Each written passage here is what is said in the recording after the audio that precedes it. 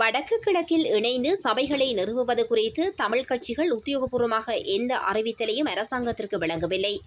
தமிழ் கட்சிகள் நம்முடன் பேச்சுவார்த்தை நடாத்தினால் ஆழமாக ஆராய்ந்த பின்னரே எந்தவொரு தீர்மானமும் எடுக்கப்படும் என அமைச்சரவை பேச்சாளர் அமைச்சர் நலிந்த ஜெயதிச தெரிவித்தார்.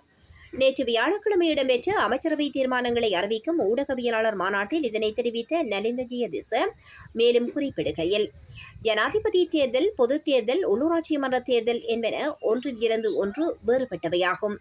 இந்த 3 தேர்தல்களிலும் மக்களின் நடத்தை வேறுபட்டதாகவே காணப்படும். அந்தந்த தேர்தல்களுக்குடனேயே ஒப்பீடுகள் மேற்கொள்ளப்பட வேண்டும். அவ்வாறு பொது தேர்தலுடன் உள்ளூராட்சி மன்ற தேர்தலை ஒப்பிட்டு பார்ப்பதாயின், கடந்த தேர்தலில் 32% வாக்குகளை பெற்றுக்கொண்ட சஜித் பிரேமதாசா இம்முறை 21% வாக்குகளையே பெற்றிருக்கின்றார். சஜித் பிரேமதாசா தோல்வியடைந்த ஜனாதிபதி தேர்தலில் பெற்றுக்கொண்ட வாக்குகளை இந்த தேர்தலில் உறுதிப்படுத்திக் கொள்ள முடியாது போயுள்ளது.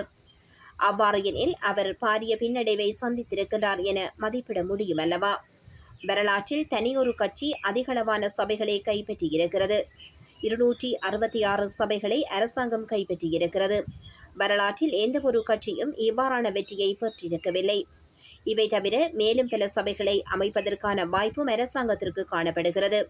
தேசிய மக்கள் சக்தி வெற்றி பெறவில்லை என கூறப்படும் அகலவத்தை பிரதேச சபையில் 20 உறுப்பினர்களில் 6 தேசிய மக்கள் சக்தியும் 6 ஐக்கிய மக்கள் சக்தியும் பெற்றுள்ளது. இருவருக்கும் சபைகளை அமைப்பதற்கான வாய்ப்பு உள்ளது.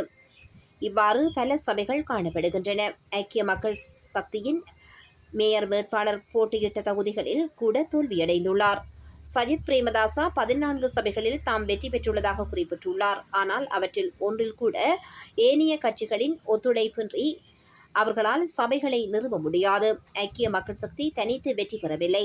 ஆனால் அரசாங்கத்திற்கு 266 சபைகளை மக்கள் வழங்கியிருக்கின்றனர். வடக்கு கிழக்கில் இணைந்து சபைகளை நிறுவுவது குறித்து தமிழ் கட்சிகள் உத்தியோகபூர்வமாக எந்த அறிவித்தலையும் அரசாங்கத்திற்கு வழங்கவில்லை. அதிகபட்ச சபைகளை நிறுவுவதே அரசாங்கத்தின் எதிர்பார்ப்பாகும். தமிழ் கட்சிகள் நம்முடன் பேச்சுவார்த்தை நடாத்தினால் ஆழமாக ஆராய்ந்த பின்னரே எந்தவொரு தீர்மானமும் எடுக்கப்படும் என்றும் அவர் தெரிவித்துள்ளார்.